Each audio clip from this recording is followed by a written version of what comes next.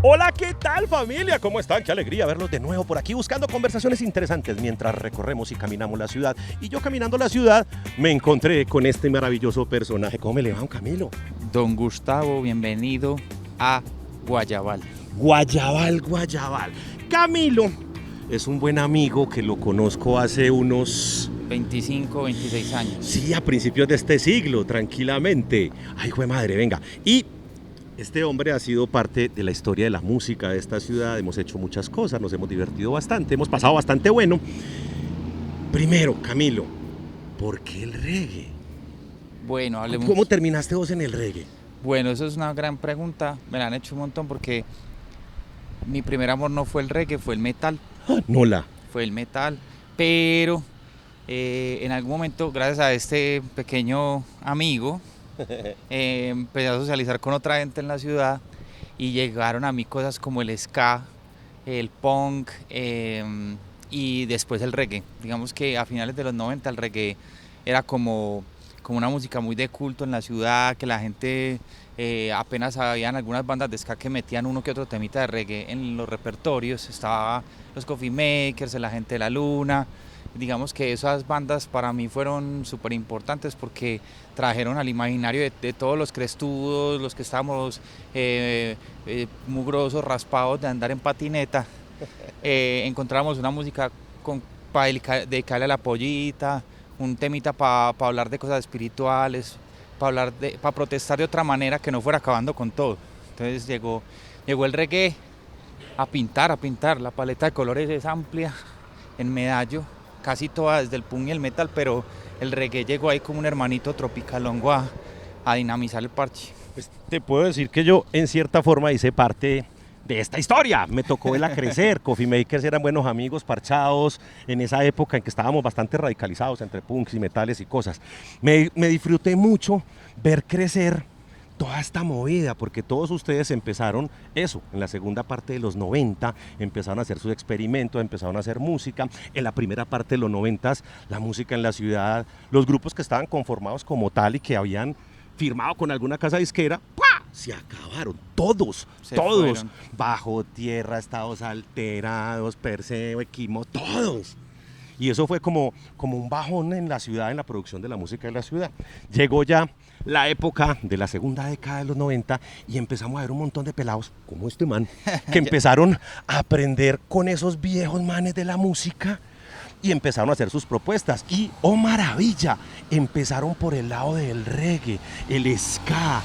Empezaste vos por aquí, pero yo empecé a ver movimiento muy fuerte, fue en el sur de la ciudad, Sabaneta, Envigado, La Estrella. Itagüí. Sí. O sea, parche es muy, digamos que parchar ahora en la ciudad tiene mucha variedad de espacios donde hacerse, pero nosotros los raros, o sea, es decir, los que teníamos el pelo diferente, los que montamos patineta, los que oíamos otra música, teníamos pocos espacios. Y recuerdo mucho el Cami El Cami, claro. El Cami de Itagüí era brutal porque caía todo el parche del sur, el parque de Sabaneta, la Barquereña, la alcaldía de Envigado y ese callejoncito, digamos que eran unos sitios bacanos donde uno podía parchar, montar patineta, conocer amigos, intercambiar casetos, quemarse CDs, porque ya estábamos en la época de quemarnos CDs.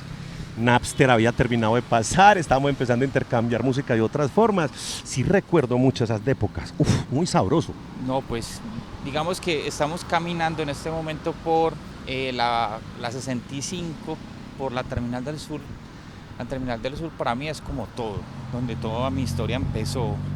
Me crié mucho acá en el barrio Guayabal, entre Campo Amor, Cristo Rey, Viviendas del Sur. Una época en San Pablo, pero muy cortica, pero sí como que me dio todo el aspecto de la 52. Yo siempre le digo que esa es como la calle principal para mí, la carrera 52. ¿Vos me puedes creer que yo nací en este barrio, en San Pablo? Mi cuadra del frente era allí, era la Nacional de Chocolates que quedaba ahí, la Luker. La Luker que quedaba ahí. Que uno se levantaba por la mañana y ya olía de chocolatico. Yo creo que por eso es que tengo ese rayón tan bravo con el chocolate que me encanta, me fascina. Jamás diré no a un chocolate de cualquier forma. Porque es que mis primeros 4 años de vida, yo tenía ese olor todos los días. Era delicioso. Yo crecí en esta parte de San Pablo, después Cristo Rey. Es más, acabamos de pasar aquí de los bomberos, que la verdad...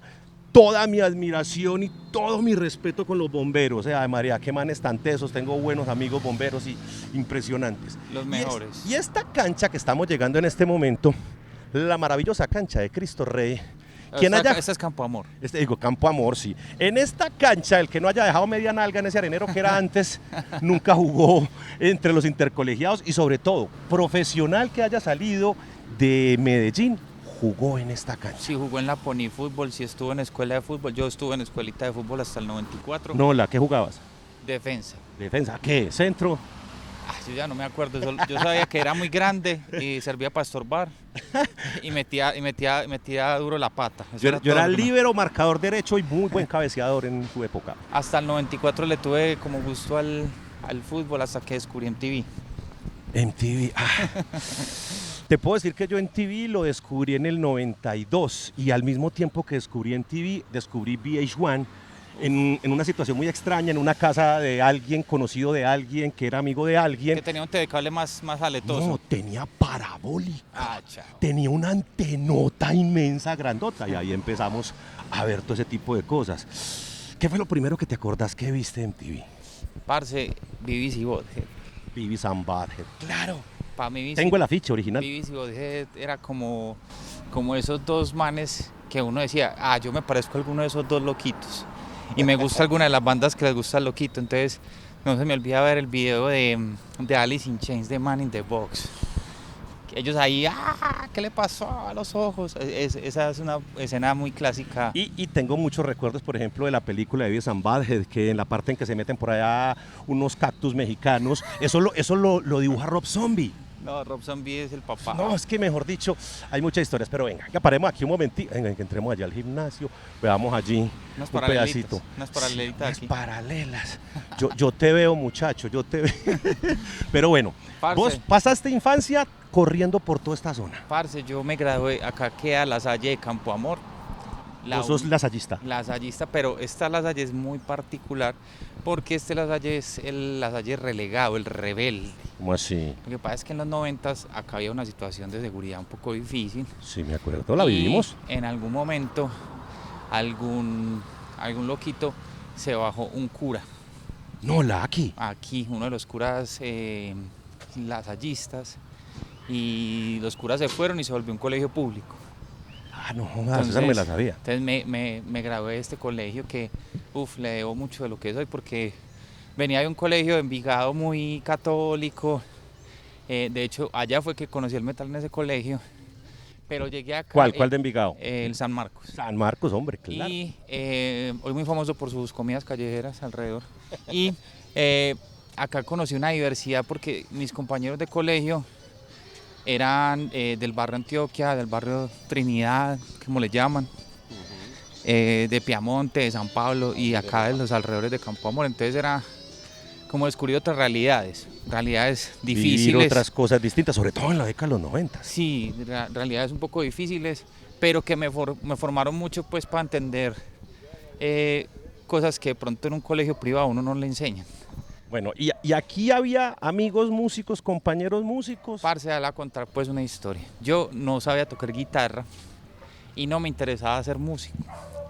Pero en el año 99 llegó un loquito, 98, llegó un loquito al colegio, que lo saludo por allá a Grecia, parcerito, la buena.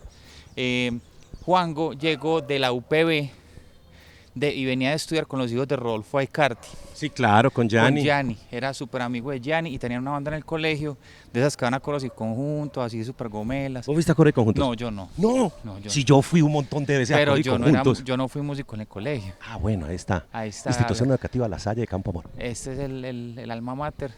Fue muy importante conocerlo porque en esa época yo tuve como un break ahí con el metal y conocí los Beatles.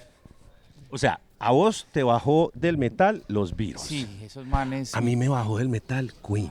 Brutal. Bueno, aunque Queen tiene temitas metaleros. Por eso, o sea, las guitarras de ese Game to Prize, del Kind of Magic, de la banda sonora de por allá de Highlander, eso me rayó la cabeza. Stone Cold Crazy, yeah. También, no, es que mejor dicho, en fin. Entonces, estaba hablando del parcero que le enseñó a tocar guitarra. El parcero era muy fan de los Beatles también Y yo le dije un día, hey, parce, enséñame a tocar este temita. Un temita que me gusta que se llama Ticket to Ride. Oh, hermoso. Y quería, Chiquitico, cortico y delicioso. quería aprenderme a tocar ese tema, no sé por qué, y él me enseñó a tocar los primeros acordes de la guitarra. Entonces fue muy importante eso en el colegio porque era el único loquito que tocaba guitarra. Entonces por acá, ¿Para dónde quiere? para el aeropuerto de las 6:05. Cojamos la 6.5, que es la que más le rayó la cabeza a usted. Sí, bueno, no, porque claro, en el colegio la primera novia, una novia. ¿Dónde vivía la primera noviecita? La primera novia vivía al frente de la panadería, la esquina amarilla en Campo Amor, aquí abajo. Sí, allí. Sí, una novia que recuerdo mucho, que en paz descanse, falleció. No, la. Sí, muy jovencita, pero fue una novia muy figura porque éramos dos manes que vestíamos de negro, loquitos, así muy, muy metaleros. Y fue una novia como muy emblemática del colegio. Por acá, parce, muchas fiestas, muchos amigos, mucha patineta, mucho intercambio de casetos. Digamos O sea, que... vos eras metalero, patineto y después reggae. Y después llegó digamos que me empezó a gustar la música hippie. Oh. Entonces me gustó los Beatles, Jimi Hendrix, tal. Y un día encontré a Bob Marley, pero fue porque en un parche patinando conocí a Leo. Leito. Leito, hola, ¿cómo estás? Gracias. Hey, Leo, un saludo, parcero. Se le quiere demasiado al muchacho. El Leo vivía en Viviendas del Sur, pero Leo parchaba con un combo en el San Carlos de amigos míos, que unos vivían por acá. El Rafa, que es mi mejor amigo de toda la vida, con el que empecé a patinar, estudiaba en San Carlos, entonces hubo como una conexión por ahí. Y Leo un día, en esa época yo trabajaba en una tiendita de discos, vendía discos, a los 13 años era vendedor de discos, y ¿Cuál? ¿Cómo se llamaba? Distronics. No, la. Claro. Entonces nos tuvimos que haber visto porque Ave yo era María. cliente fiel de Dixtrones y de J Stereo en su época, importando música y gastándome toda mi platica en CDs. Todos nos soplamos la plata del colegio en CDs, en Distronics o en el Hit Musical. Literal. Y un día me dice, hey, parce, me vas a comprar un disquito de Bob Marley ahí con un descuento de eso. Y yo, sí, con una condición, es que me lo tiene que dejar grabar. Y compramos el Catch a Fire. Catch a Fire. O sea, la idea era, ve, compralo, te lo dejo barato, pero yo lo grabo. Sí, ese fue el trueque. Entonces yo me enloquecí mucho con ese disco. Yo no podía entender que hubiese una manera de hacer rock negro. O sea, para mí eso era rock de negros. Pues que literalmente, en teoría, por ahí dicen los historiadores que el reggae como tal fue fusiones de los sonidos de la isla, tratando de imitar algunos sonidos rock and rolleros británicos, americanos que llegaban. Y entre fusiones y cosas, entre otros géneros, se fue dando. Entonces sí, esto viene siendo rock and roll. Es un rock and roll muy teso. Yo escuché 400 Years, escuchar a Peter Tosh cantando con esa voz súper profunda. Yo decía, ¿qué es esto? Entonces me empeliculé con el reggae. Y ya la grabadora era un caseto de Rancid, un caseto de Bob Marley, un caseto de Megadeth. ¿Vos puedes creer que a mí me tocó ver a Peter Tosh por error?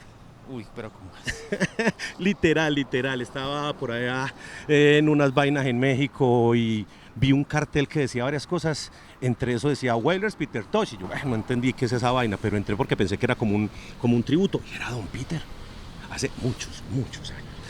No digamos la fecha porque usted se ve muy joven. Dejémoslo así, eso casi que fue el milenio pasado, pero bueno. Entonces, volvamos a la historia, la 65. Parce, la 65 es muy bacana porque digamos que la calle o la avenida más importante es la 52, que es la avenida Guayabal, pero la 65 es como esa callecita muy llena de árboles que conecta desde la 80 hasta casi abajo hasta San Juan. Entonces esta calle es muy importante porque por acá estamos en este momento por el barrio Mallorca. ¿Qué es este parquecito de aquí? Sí, Mallorca es muy bacano porque queda detrás de lo que eran los talleres o el deshuesadero de aviones de Olaya Herrera. Ay, Dios, Todos saltamos la reja algún día y a tratar de pasar toda la pista completa. Y nos metimos a ver cómo eran los aviones por dentro, viendo esos aviones ahí pudriéndose del óxido, pero ese era el parche, pues. Hay que decir que en esa época no era una reja, era simplemente un alambrado. Un alambrado. Que pasaba uno facilito y era uno parchado brincando en todas esas chatarras, molestando. Ay, yo pasé muy bueno. Pasamos muy bueno, o sea, digamos que esta área es como la parte más fresquita porque digo que la 52, uy, casi nos levanta este cuchillo. Bien, pues, señor.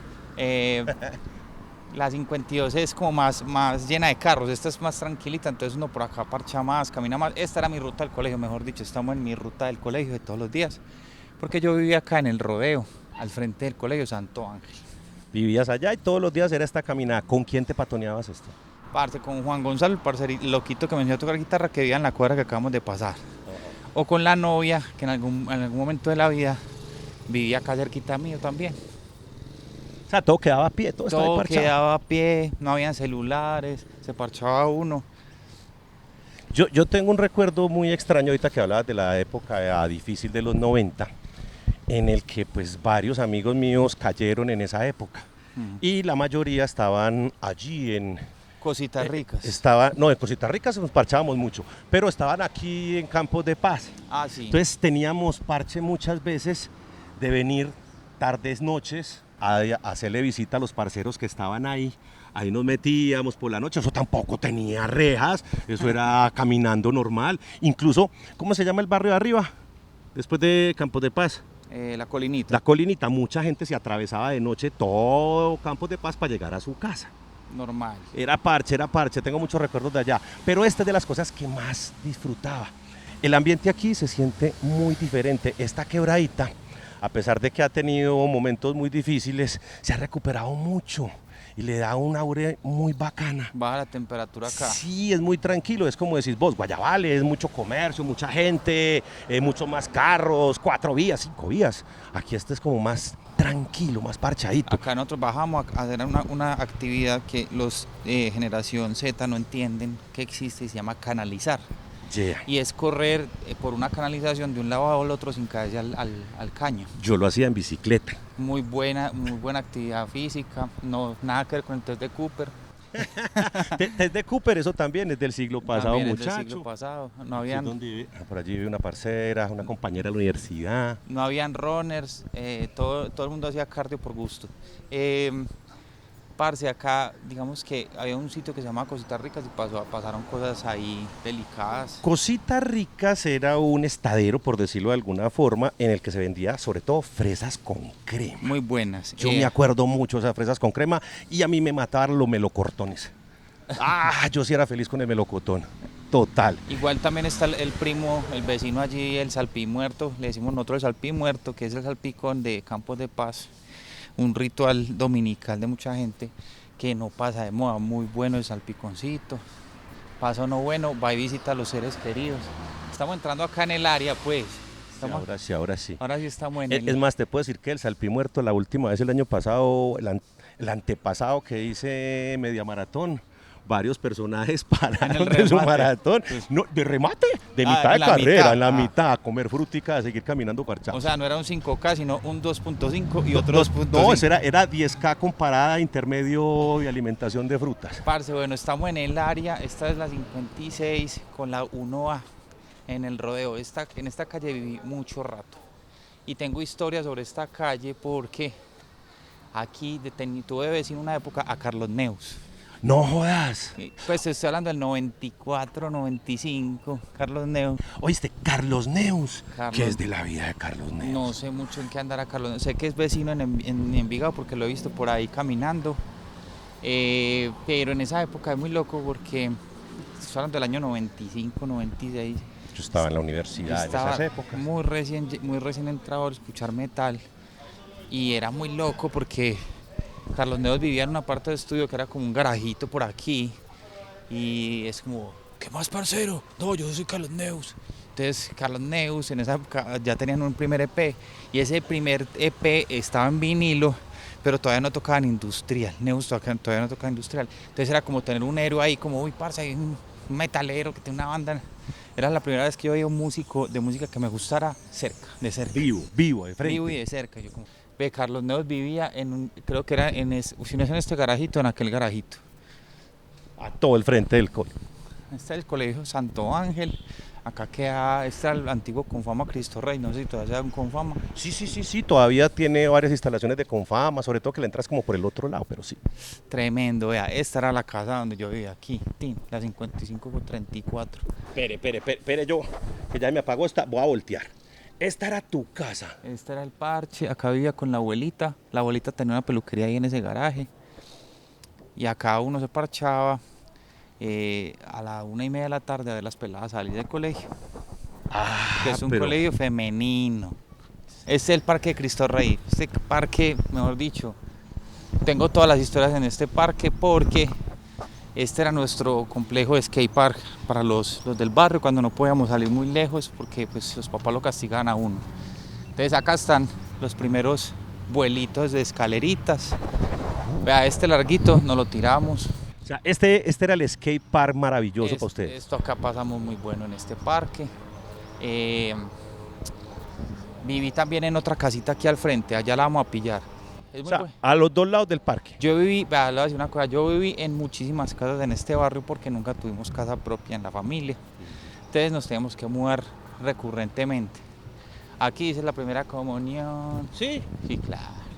Primera comunión, misa, Semana Santa, diciembre, de todo le tocó aquí. Aquí me tocó el bautizo de los hermanitos menores. Acá, mejor dicho, todo en esta Es que este iglesia. parque tiene mucha vida. Este parque es increíble, este parque tiene todo. Allí hay una buñuelería que es tremenda, o sea, es la mejor buñuelería de Medallosa que queda allá al frente. Ajá. Yo vivía 2 casitas para el lado, entonces mi casa, que era un segundo piso, el balcón era la pieza mía era el balcón, entonces podía pillar todo el parche. Usted era la tía del balcón que siempre estaba mirando a ver qué pasaba. Era la handicam, era la cámara de seguridad del sector para esa época. Veía cosas muy chistosas porque hay un barrio, en este barrio hay una taberna muy insignia que se llama Los Dos Faros. Sí, claro, de toda la vida, del siglo pasado. Los Dos Faros que hay. Entonces esta era como la parte de farra y además que es la frontera entre el Rodeo y Cristo Rey.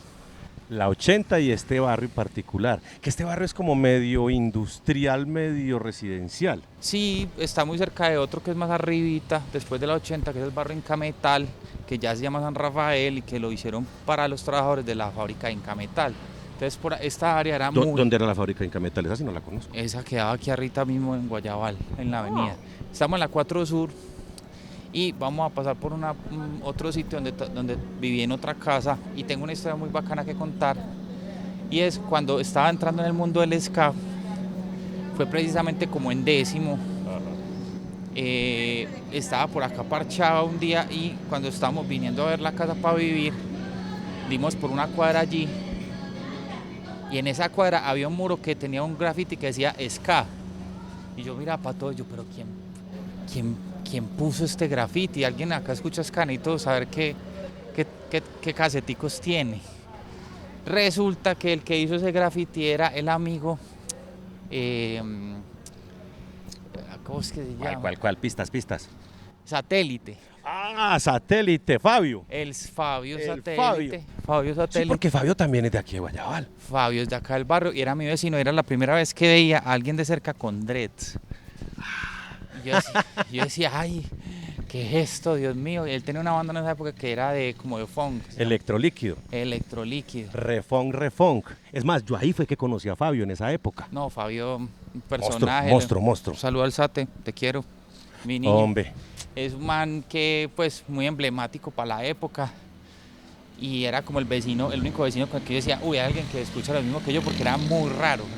Digamos que toda la muchachada con la que yo parchaba era más del lado de Campo Amor. El Munra, por ejemplo, que ahora está haciendo stand-up comedy. El Munra. Oye, me está sacando unos clásicos del archivo, está No, sacando unas fotografías del álbum. Esta es la cuadra donde está el mural de ska, yo creo que ya debe haber pegado pelos. Pero es bacano porque por esta cuadrita uno llega a Campos de Palmel. Derechito. Entonces en esta calle es una chimba porque es re larga, mostrar esa calle. Esta calle es una chimba porque mira que, digamos que Gaudí hubiera muerto loco aquí con tanta variedad de estilos arquitectónicos. A mí siempre me ha rayado mucho en este sector los cables. Los cables, total. Me parece re loco, incluso hay algunas construcciones que los adaptan, se les meten, los vuelven una cosa loca. Vea, esta era mi casa, la 5339. Esta. Esta fue otra de tus casas. Otra de las casas donde parché. Increíble. No se me olvida porque por el diseño del baldocín ese. Y en esta casa tu pieza sí era para el fondo, porque está la sala al frente. Por allá al fondo, no, ahí sí no me tocó pistear la gente afuera. Entonces era muy bacano por acá porque si uno quería ir para la villa, se echaba un brinquito aquí a la 80, cogía el circular y estaba al otro lado en 10 Melo. minutos. Muy melo, era época de cero afán. O en Calamarí, o ¿cómo es que llama el del frente? El enclave, ¿cómo es? El enclave o Torres del Marqués. Eso, Torres del Marqués, o seguía exacto. uno por allá más allá por el San Carlos, o caía a la villa. Un saludito a la gente del Parche de Calamarí, de Torres del Marqués, vea, patineta pura y dura hicimos por allá. Este parche, digamos que tenía algo, allí quedaba la Casa de la Acción Comunal, y la Casa de la Acción Comunal era nuestro farreadero por excelencia. O sea, ese era el sitio seguro, el parche tranquilo, Parche. el que usted decía en su casa, ¿para dónde va? ¿Para la casa de Acción Comunal? Ah, Sí, vaya mijo. hacían unas farras muy bacanas que eran con unos parlanticos peludos de la cascada, un mixer y dos bandejas de CD Denon y unas carpeticas de CD. Entonces, ¿qué se oía? Se oía mucho rap, escuchaba mucho rap, dancehall, Uy, dancehall. claro que sí, Born American, Mad Lion. Era la época en la que estaba empezando a entrar el raga, o sea, no había reggaetón. No, sí me acuerdo. Teníamos Cuentos de la Cripta, volumen 1, 2 y el Spanish Oil, que esos eran eso era, mejor dicho, el momento de la noche era cuando llegaba ese rato en el que el DJ decía, bienvenidos a la cripta, ya, todo se iba a ir al carajo. Sí. Y había poco con 527 de la etnia, había poco con John Parround, y había poco con Insane in the Brain. Y era como la única época en la que yo podía contactar con peladas que no les gustara el metal o el rock, sino que les gustara otra música. Es más, te puedo decir que el metal y el rock en nuestra época era demasiado masculino, había muy pocas mujeres. Y las mujeres que iban eran las hermanas de un amigo que iban una vez y no volvían. Ah, sí, o que iban la primera vez y se cuadraban con un parcero y ya listo. Murió. Mientras que en el reggae, en el ska, sí había más familia, había más variedad, había más clases de edades, porque había veteranos, pelados, niños, familias, papás, mamases. Lo que me gustaba de la escena del reggae en esa época era que era muy universitaria. Entonces estaba el pana que era profe, pero estaba joven, pues digamos, no sé, para nosotros joven era treintañero, uno apenas de 17 entrando a la universidad, y estaba el pana que estaba con uno, estaba la pollita que le gustaba, era la música que se podía bailar en el parche. Entonces como que esa escena del reggae de la primera etapa de los 2000 era increíble. Mejor dicho. Camilito, llegamos otra vez al 80, Campos de Paz a la izquierda, y siguen los recuerdos y siguen los parches. Vamos a saludar a una amiga por allí. Mano, hágale. Pero con salpiconcito. No, salpiconcito, vamos a buscar desayunito.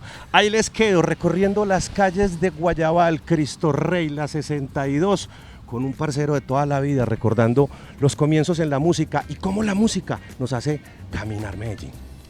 Parce, la música es todo, hay un montón de historias que contar con la música, que escuchaba uno en una época, qué música hizo uno en esa época, y este barrio lo adoro y me trajo hasta aquí, como dice Dressler.